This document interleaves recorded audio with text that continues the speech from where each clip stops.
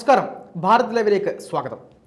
ചേച്ചി, കഴിഞ്ഞ ദിവസമാണ് കഴക്കൂട്ടം പോലീസ് കോഴിക്കോട് നിന്ന് ഒരു ഇൻസ്റ്റഗ്രാം താരത്തെ പൊക്കിയത്. ഫാഹിദ് എന്നാണ് പുള്ളിയുടെ പേര്. ഈ പറയുന്ന പോലെ ഇൻസ്റ്റഗ്രാമിൽ വലിയ താരമാണ്, അതുപോലെ തന്നെ ഒരുപാട് ആരാധകരുണ്ട്, കൊറിയോഗ്രാഫറാണ്, ആക്ടറാണെന്നൊക്കെ പറയുന്നുണ്ട്. എന്തെങ്കിലും അഭിനയിച്ചൊന്നും എനിക്കറിയില്ല. പുള്ളിയുടെ പരിപാടി എന്ന് പറയുന്നത് ഈ പറയുന്നത് പോലെ ഇൻസ്റ്റഗ്രാമിൽ പെൺകുട്ടികൾക്ക് മെസ്സേജ് അയക്കുക, അവരെ കല്യാണം കഴിക്കാമെന്ന് വാക്ക് കൊടുക്കുക, എന്നിട്ട് ലൈംഗികമായി ഉപയോഗിക്കുക. ഇതൊക്കെയാണ് പുള്ളിയുടെ പരിപാടികൾ. അപ്പോൾ കഴക്കൂട്ടം പോലീസ് അറസ്റ്റ് ചെയ്തപ്പോൾ ചില കാര്യങ്ങളൊക്കെ കണ്ട് ഞെട്ടിപ്പോയി. കാരണം അയാളുടെ ഫോണിൽ നിന്ന് ചില ചിത്രങ്ങളൊക്കെ കിട്ടി, ഒരുപാട് ആളുകളുടെ ചിത്രങ്ങളൊക്കെ കിട്ടി. ദുരുപയോഗത്തിൻ്റെ കഥയാണ് പുറത്തു വരുന്നത്. ഈ ഇൻസ്റ്റഗ്രാം താരങ്ങൾ എന്ന് പറഞ്ഞുകൊണ്ട് നടക്കുന്ന കുറേ ആളുകളുടെ ഇത്തരത്തിലുള്ള കേസുകൾ നമ്മൾ കുറേ കാലമായി കേട്ടുകൊണ്ടിരിക്കുകയാണ്. എന്നിട്ടും നമ്മുടെ പെൺകുട്ടികളൊന്നും പഠിക്കുന്നില്ല എന്നുള്ളത് വേറെ കാര്യം. അത് അവിടെ നിൽക്കട്ടെ. ഇങ്ങനെ ചതിക്കാൻ ഇറങ്ങുന്ന ആളുകളും അതിൽ നിന്ന് എന്നെ അങ്ങ് പറ്റിച്ചോളൂ എന്ന് പറഞ്ഞ് പോയി പെടുന്ന ആളുകളുണ്ട് എന്നുള്ള യാഥാർത്ഥ്യം. കണ്ടായിരുന്നോ ഈ ന്യൂസ്? കണ്ടായിരുന്നു. വാർത്തൻ പറഞ്ഞു പെൺകുട്ടികൾ പാഠം പഠിക്കില്ല എന്ന് പറഞ്ഞു. പെൺകുട്ടികൾ മാത്രം ഇത്തരം ചതിയിൽപ്പെടുന്നതൊക്കെ പഴയ കഥകളാണ്. ഇപ്പൊ കഴിഞ്ഞ ദിവസം വിവാഹ തട്ടിപ്പ് നടത്തിയ ഒരു സ്ത്രീയുടെ കഥ കേട്ടു. ഈ ഒരുപാട് സ്ത്രീകളുമുണ്ട് ഇതുപോലെ സോഷ്യൽ മീഡിയയിലൂടെ ഇങ്ങനെ ഓരോന്ന് പറഞ്ഞ് പുരുഷന്മാരെ ചതിക്കുന്നവരുമുണ്ട്. അതുപോലെ അപ്പോൾ അതെന്ന് പറഞ്ഞാൽ ഒരു സ്ത്രീകൾ മാത്രം പറ്റിക്കപ്പെടുന്നു എന്ന ഒരു ഇതിൽ നമുക്ക് പറയാൻ പറ്റില്ല. കാരണം പണ്ട് മുതലേ ഈ സിനിമ അഭിനയിക്കുന്നവർ, നാടകം, അതായത് അവരോടെല്ലാം എല്ലാവർക്കും ആരാധനയാണ്, സ്ക്രീനിൽ കാണുന്നവരോട് അല്ലേ. അതായത് നേരിട്ട് കാണുന്നില്ല, അവരുടെ കുറേ ആക്ടിവിറ്റീസ് മാത്രമാണ് കാണുന്നത്. അവരെല്ലാം അഭിനയിച്ച് ഫലിപ്പിക്കുന്നവരോട് എല്ലാവർക്കും ഒരു ആരാധന തോന്നുന്ന അത് പണ്ട് മുതലേ ഉള്ള ഒരു കാര്യമാണ്. പക്ഷേ ഈ സിനിമാ താരങ്ങളെയും സീരിയൽ താരങ്ങൾ, നാടക താരങ്ങൾ ഇവരെ ഒന്നും നമുക്ക് അപ്രോച്ച് ചെയ്യാൻ പറ്റില്ല പൊതുവിൽ. അപ്പോൾ ഇപ്പോൾ ഇൻസ്റ്റാഗ്രാമൊക്കെ വന്നതോടുകൂടി ഇവരെല്ലാം ആൾക്കാർക്ക് ഒരു മെസ്സേജ് ഇട്ട് തന്നെ കോണ്ടാക്ട് ചെയ്യാൻ പറ്റുന്നു. അപ്പം ഈ പറ്റിപ്പ് എളുപ്പമായി കൂടുതൽ. പണ്ട് മുതൽ ആണെങ്കിൽ ഈ ആൾക്കാരെ വളച്ചെടുക്കുക എന്ന് പറഞ്ഞാൽ കുറച്ച് പാടുള്ള കാര്യമായിരുന്നു. പക്ഷെ ഇപ്പം അങ്ങനെയല്ല, എളുപ്പത്തിൽ തന്നെ കാര്യം നടക്കും. അപ്പോൾ ഈ വിവാഹ വാഗ്ദാനം നൽകി പീഡിപ്പിച്ചു എന്ന് പറയുന്നത് കോടതി പോലും ഇപ്പോൾ അംഗീകരിക്കില്ല. വിവാഹ വാഗ്ദാനം നൽകി എന്ന് പറഞ്ഞാൽ അതൊരു പീഡനമായി കണക്ക് കൂട്ടാൻ പറ്റില്ല എന്ന് ഇടയ്ക്കൊക്കെ വാർത്തയിൽ കണ്ടിട്ടുണ്ട്. പക്ഷെ അതിൽ ചെറിയൊരു മാറ്റമുള്ളത്, ഈ വിവാഹം കഴിച്ച പുരുഷനാണെങ്കിൽ വിവാഹ വാഗ്ദാനം നൽകി പീഡിപ്പിച്ചു എന്നത് നിൽക്കില്ല. ഇനി സ്ത്രീ കല്യാണം കഴിച്ചതാണെങ്കിലും. ഇനി കല്യാണം കഴിക്കാത്ത ആൾക്കാരാണെങ്കിൽ വിവാഹ വാഗ്ദാനം നൽകി പീഡിപ്പിച്ചു എന്ന് പറയുന്നത് നിൽക്കും. ആ ഒരു ഇതുണ്ട്, അതിന്റെ വ്യത്യാസമുണ്ട്. എന്നാലും പക്ഷെ ആ ഒരു ആരോപണത്തോട് ഇപ്പൊ നിയമപരമായിട്ടല്ലെങ്കിൽ പോലും വിവാഹ വാഗ്ദാനം നൽകിയാൽ പീഡിപ്പിക്കാൻ, അത് ശരിക്കും അത് സ്വന്തം ഇഷ്ടത്തോടെയല്ലേ പോകുന്നത്? അല്ലെ, ഈ വാഗ്ദാനം നൽകുമ്പോഴേക്ക് എന്തിനാടേ പീഡിപ്പിക്കാൻ പോകുന്നത് കൊടുക്കുന്ന ഒരു ചോദ്യം വരുന്നുണ്ട്. അതിലേക്ക് വരുന്നത്.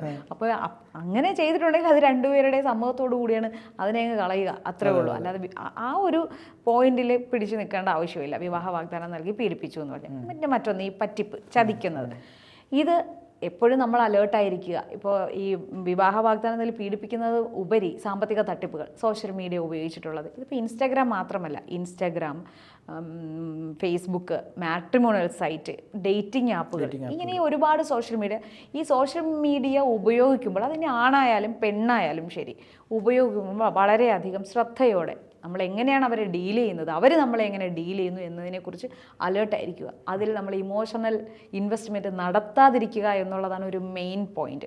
അതുകൊണ്ടല്ലേ ഇത് വരുന്നത്, ഇമോഷണൽ ഇൻവെസ്റ്റ്മെൻറ്റ് നടത്താതിരിക്കുക എന്നുള്ള. ഇപ്പം എല്ലാവരും ഉപയോഗിക്കുമ്പോൾ അതിനെ ആ രീതിയിൽ, ഇത് സോഷ്യൽ മീഡിയ ആണ്, അവർ കാണിക്കുന്നതൊന്നും റിയൽ ആയിട്ടുള്ളതല്ല. ഇപ്പം ഈ ഫഹാൻ എന്ന് പറയുന്ന ഫാഹിദ് അയാൾ അഭിനയിക്കുകയാണ് അല്ലേ, ഈ കാണുന്നതൊന്നും റിയൽ അല്ല. അവരെല്ലാം ഈ ഒരു മൊബൈൽ ക്യാമറ, ഒരു മൊബൈൽ ഉണ്ടെങ്കിൽ, ഒരു ആൻഡ്രോയിഡ് ഫോൺ ഉണ്ടെങ്കിൽ ആർക്കും ഇൻഫ്ലുവൻസർ ആവാം. അവരുടെ കോപ്രായങ്ങൾ, ഇപ്പം ഈ എന്തെല്ലാം കോപ്രായങ്ങളാണ് ഇൻസ്റ്റാഗ്രാമിൽ കാണുന്നത് ഇല്ലേ? അല്ല, അത് പറഞ്ഞതാണ്. ഞാൻ കഴിഞ്ഞ ദിവസം ഒരു സന്തോഷ് ജോർജ് കുളങ്ങരയുടെ ഒരു ഇന്റർവ്യൂ കണ്ടായിരുന്നു.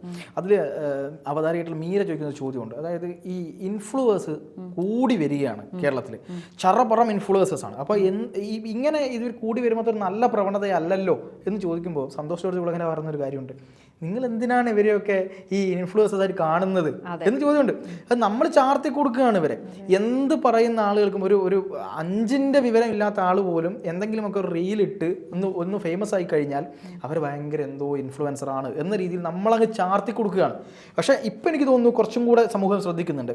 ഈ വ്ളോഗേഴ്സും അങ്ങനത്തെ ആളുകളുടെയൊക്കെ ഒരു ലിമിറ്റിൽ ആൾക്കാരാണ് ഇപ്പം അവരെ എടുക്കുന്നത്. ഒരു കാലഘട്ടത്തിൽ അവർ ഭയങ്കരമായി കൊണ്ടുവന്നിരുന്നു. പക്ഷേ ഇപ്പോൾ കുറച്ചധികം ആളുകൾ ശ്രദ്ധിക്കാൻ തുടങ്ങിയിട്ടുണ്ട് എന്നുള്ളൊരു യാഥാർത്ഥ്യമാണ്.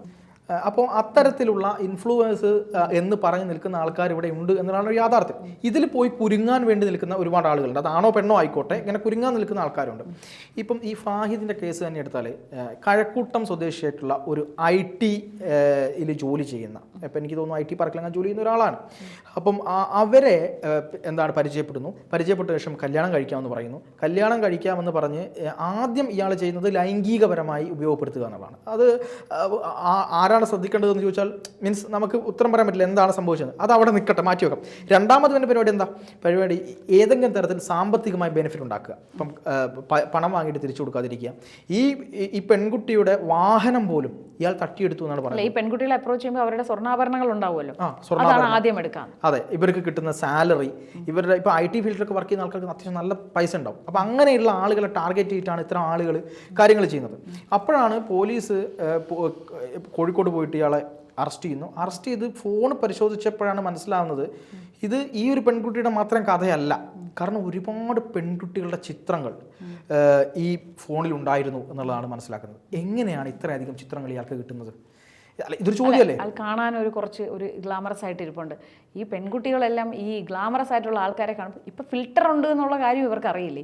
ഇൻസ്റ്റാഗ്രാമിൽ ഫിൽറ്റർ നമ്മൾ തന്നെ എത്ര നല്ല ഗ്ലാമറായിട്ട് നമുക്ക് തന്നെ വീഡിയോ എടുക്കാൻ പറ്റും ഇൻസ്റ്റാഗ്രാമിലല്ല ഇല്ലേ? അപ്പം അതിൽ എന്താണ് ഇതിൻ്റെ അപകടം എന്നുള്ളത് തിരിച്ചറിയുക എന്നുള്ളത് മാത്രം. അല്ല, ഈ വിദ്യാഭ്യാസവും വിവരവും ഇല്ലാത്ത പിള്ളേരല്ല IT മേഖലയിൽ ജോലി ചെയ്ത പെൺകുട്ടിക്കാണ് ഈ അബദ്ധം പറ്റിയിട്ടുള്ളത്. അവർക്കറിയില്ലേ ഇതിൻ്റെ പിന്നിൽ എന്തൊക്കെ ഉണ്ടാവും എന്നുള്ളത്. ആ ഒരു ബോധമുണ്ടാകുക എന്നുള്ളതല്ലാതെ മറ്റൊന്നും ഇതിൽ പറയാനില്ല നമുക്ക്. അല്ല, ഈ ചില കോമഡി ഷോകളിലൊക്കെ കാണാൻ പറ്റും. അല്ല, കോമഡി ഷോകൾ മാത്രമല്ല, യഥാർത്ഥം സംഭവിക്കുന്നതാണ്. വലിയ ഫിൽറ്ററൊക്കെ ഇട്ട് വെളുപ്പിച്ച് വീഡിയോ ഒക്കെ ഇട്ട് മെസ്സേജൊക്കെ ഇട്ട് ഇത്രയും സുന്ദരനാണ് അല്ലെങ്കിൽ ഇത്രയും സുന്ദരിയാണ് എന്നൊക്കെ പറഞ്ഞ് നേരിട്ട് മീറ്റ് ചെയ്യാൻ പോകും. നേരിട്ട് കാണുമ്പോഴാണ് മനസ്സിലാകുക ഇത് അങ്ങനെയൊന്നും അല്ലല്ലോ ഈ സംഭവം എന്ന് കരുതിയിട്ട് പെട്ടുപോകുന്ന ആൾക്കാരുണ്ട്. അപ്പം ഈ രീതിയിൽ നിൽക്കുന്ന, പക്ഷെ നമ്മൾ മനസ്സിലാക്കേണ്ടതെന്ന് വെച്ചാൽ ഈ പ്രണയം അല്ലെങ്കിൽ എന്ത് പറയുന്ന കാര്യങ്ങളായാലും അതൊരു തരത്തിൽ നമ്മൾ ഫിൽറ്ററിൻ്റെ പുറത്തോ അല്ലെങ്കിൽ സൗന്ദര്യത്തിൻ്റെ പുറത്തോ ഒന്നും കാണുന്നതല്ല. അത് അവർ തമ്മിൽ നേരിട്ട് പരിചയപ്പെട്ട ആ ഒരു വേവ് ഉണ്ടായി വന്നതിന് ശേഷം ലോകത്ത് നിൽക്കുകയാണ്. കാരണം ഈ റീൽസ് എന്ന് പറയുന്ന ഒരു ചതിയുടെ ഒരു ചതിയാണെന്ന് തന്നെ നമുക്ക് പറയാം. പിന്നെ നമ്മളിപ്പോൾ ഞാൻ പൊതുവേ റീൽസ് അങ്ങനെ കണ്ടിന്യൂസ് ആയിട്ടൊന്നും ഇരുന്ന് കാണാറില്ല. അപൂർവമായിട്ട് ആരെങ്കിലും അയച്ചു തരുമ്പോൾ ജസ്റ്റ് 3-4 നോക്കുള്ളൂ. റീൽസ് സ്ഥിരമായി കാണുന്നവരുടെ ഹാബിറ്റ് എന്താ പറയുമോ? ഇത്രേ ഉള്ളൂ. ഇത് ഇങ്ങനെ അത് മടുക്കില്ല, സമയം പോകുന്ന അറിയില്ല, ഇങ്ങനെ കണ്ടുകൊണ്ടേയിരിക്കും. അപ്പോൾ അതിൽ കാണാൻ വളരെ അട്രാക്റ്റീവായിട്ടുള്ളത് കണ്ടാൽ ആ ഇൻട്രസ്റ്റ് തോന്നുന്ന തരത്തിലുള്ളത് വരുമ്പോൾ ആൾക്കാർ അതിലിരുന്ന് കണ്ട് അഡിക്റ്റ് ആവും. അത് ആൺകുട്ടികളുമുണ്ട് പെൺകുട്ടികളുണ്ട്, ഈ റീൽസ് ചെയ്യുന്നവരും അതിന് അഡിക്റ്റ് ആയവരും. അപ്പോൾ അതുകൊണ്ട് ഇത് നമ്മൾ ജെൻഡർ നോക്കേണ്ട കാര്യമില്ല. ഇന്ന് അവിടെ ആ ഒരു പയ്യനാണ് ആ പെൺകുട്ടി അങ്ങനെ ചീറ്റ് ചെയ്തിട്ടുണ്ടെങ്കിൽ തിരിച്ച് പെൺകുട്ടികളും ഇതുപോലെ ആണുങ്ങളെ പറ്റിക്കാൻ ഒരുപാട് പേര് ഈ ഇതിലുണ്ട്. അല്ല, അതാണ് അതിനിങ്ങനെ പറ്റിക്കാൻ വേണ്ടി ഇങ്ങനെ നിന്ന് കൊടുക്കുക എന്നേ. അതിനാണായാലും പെണ്ണായാലും ഇങ്ങനെ നിന്ന് കൊടുക്കുകയാണ്. ഇവർ പറയുന്നത് പോലെ ഒരാളെ കണ്ടു കഴിഞ്ഞാൽ ഇയാൾ പറയുന്നത് പോലെ ഇയാൾ എന്ത് അർത്ഥത്തിലാണ് എന്നെ കല്യാണം കഴിക്കുമെന്ന് പറയുന്നത്, എന്ത് ഉറപ്പാണ് അതിലുള്ളത്, അല്ലെങ്കിൽ ഇയാൾ ആരാണ്, എന്താണ് ഇയാൾ എന്നോട് കാണിക്കുന്ന. ഇപ്പം ഞാൻ പറയാം, നമ്മൾ ഇപ്പം പലപ്പോഴും പുതിയ പെൺകുട്ടികളൊക്കെ പറയും ഞാൻ ഒരു 3-4 വർഷം പ്രണയിച്ചിട്ടേ കല്യാണം കഴിക്കുന്നുള്ളൂ എന്ന് പറയും. ഓക്കെ, ഞാൻ അതിനെ അംഗീകരിക്കുന്ന ആളാണ്. കാരണം ഒരു മനുഷ്യൻ്റെ യഥാർത്ഥ സ്വഭാവം മനസ്സിലാവണമെങ്കിൽ അയാളുടെ കൂടെ കുറച്ച് നാൾ നടന്നാൽ മാത്രമേ നമുക്ക് മനസ്സിലാവത്തുള്ളൂ. ഇതൊരു സുപ്രഭാതത്തിൽ കാണുന്ന ഒരാളെ പരിചയപ്പെട്ട് അയാൾ പറയുമ്പോഴേക്ക് ഇതൊക്കെ വിശ്വസിച്ച് ഈ ഫോണിന്റെ മുമ്പിൽ കാണിക്കുന്ന വ്യക്തിത്വം ആയിരിക്കില്ലല്ലോ അവരുടെ യഥാർത്ഥ വ്യക്തിത്വം എന്ന് പറയുന്നത്. അത് പലപ്പോഴും മനസ്സിലാക്കാൻ നമ്മുടെ ഒരു സമൂഹം എന്ന് പറഞ്ഞാൽ കുറേ അധികം കുട്ടികളുടെ പുതിയ ആളുകൾ മറന്നു പോകുന്നുണ്ട് എന്നുള്ളതാണ് നമ്മൾ ഇതിലൂടെ മനസ്സിലാക്കേണ്ടത്. എന്നിട്ട് ഇഷ്ടംപോലെ കുട്ടികളുടെ ചിത്രങ്ങളാണ്. ഞാൻ ചോദിക്കട്ടെ, ഒരാളെ പരിചയപ്പെടുമ്പോഴേക്ക് എങ്ങനെയാണ് ഈ കുട്ടികൾ അവരുടെ സ്വകാര്യ ചിത്രങ്ങളൊക്കെ ഇങ്ങനെ അയച്ചു കൊടുക്കാൻ വേണ്ടി നിൽക്കുന്നത്? എന്ത് പ്രതീക്ഷിച്ചിട്ടാണ്? ഇയാളെ അത്രമേൽ വിശ്വസിച്ചിട്ടാക്കിയാണ്. അല്ല, സോഷ്യൽ മീഡിയയിലെ അപകടങ്ങളെ കുറിച്ച് ഇഷ്ടംപോലെ വാർത്തകൾ വരാറുണ്ട്. ഇല്ല, നിരന്തരം വാർത്തകൾ വരാറുണ്ട് ഒരുപാട് ചതികൾ പറ്റുന്നതിനെ പറ്റി. ഇവരാരും ഈ വാർത്തകൾ കാണില്ല, ഇത്തരം കാര്യങ്ങളൊന്നും അവർ ബോധേടല്ല. ഈ സോഷ്യൽ മീഡിയ, അതാ ഞാൻ നേരത്തെ പറഞ്ഞ റീൽസ് കാണുന്നവർ റീൽസ് മാത്രമേ കാണുകയുള്ളൂ. ഇൻസ്റ്റാഗ്രാം റീൽസ് ഇതൊക്കെയാണ് ഈ ലോകമെന്ന് കരുതി അവർ അതിൻ്റെ ഉള്ളിലേക്ക് അങ്ങ് ഒതുങ്ങിപ്പോവാണ്. അതുകൊണ്ട് പറ്റുന്ന അബദ്ധങ്ങളാണ് ഇതല്ല. പിന്നെ ഒരു കാര്യം വേറൊന്നും ചോദിക്കുന്നത്, ഇപ്പോൾ ഇതൊരു പ്രേമബന്ധത്തിലേക്ക് പോയിട്ടാണല്ലോ ഇതെല്ലാം നടക്കുന്നത്, വിവാഹ വാഗ്ദാനം എന്ന് പറയുമ്പോൾ. അപ്പോൾ ഈ പ്രണയം തോന്നിക്കഴിയുമ്പോൾ അതെന്താ അവർ വീട്ടിലൊക്കെ പങ്കുവയ്ക്കാത്തത്? അയാളോട് ശരി, വീട്ടുകാരോട് സംസാരിക്കൂ, വീട്ടുകാരുമായി ലിങ്ക് ചെയ്യിപ്പിച്ചാൽ കുറച്ചുകൂടെ സേഫ് ആവില്ലേ കാര്യങ്ങൾ? അങ്ങനെ ചെയ്യാത്തതിന്റെ കൂടെ ഒരു അപകടം ഇതിലില്ലേ? അല്ല, ആധുനിക കാലത്ത് ഈ വീട്ടുകാരോട് പറഞ്ഞ് പ്രണയമൊക്കെ വീട്ടുകാരോടൊക്കെ പറയാന്ന് പറയുന്നത് അത്ര ശരിയായ നിലപാടല്ല എന്ന് വിശ്വസിക്കുന്ന ഒരു കൂട്ടം ആളുകളുണ്ട്. ഞങ്ങളുടെ പേഴ്സണാലിറ്റി, ഞങ്ങളുടെ പേഴ്സണൽ കാര്യമാണ്, ഞങ്ങളുടെ സ്വകാര്യതയാണ്, അതിൽ രക്ഷിതാക്കൾ ഇടപെടേണ്ട കാര്യമില്ല എന്നൊക്കെ വിശ്വസിക്കുന്ന ആൾക്കാരാണ്. ആ ചിന്ത ഒരു വശത്ത്, പിന്നെ മറ്റൊന്ന് ഈ കുട്ടികളുടെ പ്രണയമൊന്നും അംഗീകരിക്കാൻ കഴിയാത്ത പാരൻസ്, അത് മറ്റൊരു വശത്തുണ്ടാവും. ഈ രണ്ട് ഘടകങ്ങളുണ്ട് ഇല്ലേ? രണ്ട് ശരി. കാരണം എന്തുകൊണ്ടാണ് ഈ പല കുട്ടികളും പോയിട്ട് പറയാൻ മടിക്കുന്നത് എന്ന് വെച്ചാൽ, എന്തവർ പറഞ്ഞാലും അംഗീകരിക്കാത്ത പാരൻസ് ഉണ്ട്. അത് ഈ പ്രണയം എന്ന് പറയുന്നത് എന്തോ വലിയ ഭാവമാണ് എന്ന് വിശ്വസിക്കുന്ന പാരൻസ് ഉണ്ട്. ഇതിൻ്റെ രണ്ടിൻ്റെയും അപകടങ്ങളാണ് ഈ കാണുന്നത്. യഥാർത്ഥത്തിൽ നല്ല പാരൻറ്റിങ് എന്താണെന്നുള്ളത് പലപ്പോഴായിട്ടും ഇപ്പോഴത്തെ പണ്ടത്തെ തലമുറയെ സംബന്ധിച്ചിടത്തോളം ആ സാഹചര്യവും സമയവും അതിനോടനുബന്ധിച്ച് പോകുന്ന അതിനോട് ഇണങ്ങിയ കുട്ടികളായിരുന്നു. പക്ഷെ ഇന്ന് കാലം മാറി, വിദ്യാഭ്യാസം മാറി. നമ്മുടെ ഈ ഫോണിൽ ഒന്ന് ടൈപ്പ് ചെയ്താൽ ലോകത്ത് ഏത് വിവരവും നമ്മുടെ കൈത്തുമ്പിൽ, വിരൽത്തുമ്പിൽ കിട്ടുന്ന കാലമാണ്. ആ സമയത്ത് നമ്മുടെ പാരൻറ്റിങ്ങും മാറേണ്ടതുണ്ട്. ഇപ്പോഴും നമ്മുടെ പാരൻറ്റിങ് ശാസ്ത്രീയമായ പാരൻറ്റിങ് ആണെന്ന് വിശ്വസിക്കാത്ത ഒരാളാണ് ഞാൻ. അപ്പോൾ അത്തരത്തിലുള്ള കാര്യങ്ങളുള്ള ഒരു കാലഘട്ടത്തിൽ അതിൻ്റെ പ്രശ്നങ്ങളാണ്. ഇപ്പം എൻ്റെ മകൾക്ക് ഞാൻ അത്രയും സ്വാതന്ത്ര്യം കൊടുക്കുകയും അവളോട് ഓപ്പണായി പെരുമാറുകയും അവൾക്ക് വേണ്ട കാര്യങ്ങളിൽ കൂടെ നിൽക്കുകയും ഒക്കെ ചെയ്യുന്ന ഒരാളാണെങ്കിൽ അവൾ എന്ത് കാര്യം എന്നോട് പറയാൻ ശ്രമിക്കും. അവിടെയാണ് നമ്മൾ മക്കൾക്കെല്ലാം സ്വാതന്ത്ര്യം കൊടുക്കുക എന്ന് പറയില്ലേ.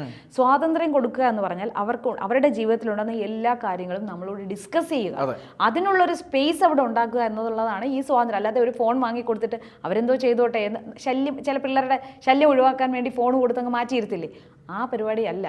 യഥാർത്ഥത്തിൽ അവർക്ക് കൊടുക്കേണ്ട സ്വാതന്ത്ര്യം, ബോധം എന്താണെന്ന് വെച്ചാൽ അവരെന്ത് ചെയ്യുന്നു അതിൽ തെറ്റും ശരിയും അച്ഛനും അമ്മയോടും ഡിസ്കസ് ചെയ്യാൻ കഴിയുക. അപ്പോൾ അവരൊരു കാര്യം പറയുമ്പം അവരെ കുറ്റപ്പെടുത്താതിരിക്കുക എന്നുള്ളതാണ് ആദ്യത്തെ കാര്യം. ഇപ്പോൾ ഒരു കാര്യം പറയുമ്പോൾ അത് നീ ചെയ്ത തെറ്റ് എന്ന് ഹൈലൈറ്റ് ചെയ്ത് അവരെ ടോർച്ചർ ചെയ്യാതിരിക്കുക. കാരണം അതേ സമാധാനത്തോടെ കേട്ട് അവർക്ക് കാര്യം ഒരു ഗൈഡ് ലൈൻ കൊടുക്കുക എന്നുള്ളതാണ്. അതാണ് മെയിൻ കാര്യം. ഇപ്പോൾ പലരും ഇത് അച്ഛനോടും അമ്മയോടും ഒക്കെ പലതും പറയാത്തതിൻ്റെ മെയിൻ കാര്യം അവർ വഴക്ക് പറയും, നമ്മളെ കുറ്റപ്പെടുത്തും എന്നുള്ളത്. ഇത് കണ്ടുപഠിക്കേണ്ടത് ആ കൃഷ്ണകുമാറിൻ്റെ ആ കുടുംബം ഉണ്ടല്ലോ, അച്ഛനും അമ്മയും അവരുടെ ആ മക്കളെ എങ്ങനെയാണ് കൈകാര്യം ചെയ്യുന്നത്, ആ സമയത്ത് അവർക്ക് എങ്ങനെയാണ് അവർ ഉപകാരപ്പെട്ടത്. അച്ഛനും അമ്മയും അവരോടൊപ്പം നിന്ന് അവരെ കുറ്റപ്പെടുത്തുക. വേറെ ഏതൊരു അച്ഛനും അമ്മയെയും നീ അവർക്ക് ആ സ്പേസ് കൊടുത്തതുകൊണ്ടല്ലേ എന്ന് പറഞ്ഞാൽ ആദ്യം അവരെ കുറ്റപ്പെടുത്തുകയാണ് ചെയ്യുന്നത്. കുറ്റപ്പെടുത്തലുകൾ പിന്നെ കാര്യത്തിന് സൊല്യൂഷൻ ഉണ്ടാക്കുക എന്നുള്ളതാണ് മെയിൻ കാര്യം. അത് വളരെ കാര്യമാണ്. അതായത് ഇത്രയും പെൺകുട്ടികളെ അദ്ദേഹം വളർത്തിയെടുത്തൊരു രീതിയുണ്ട്.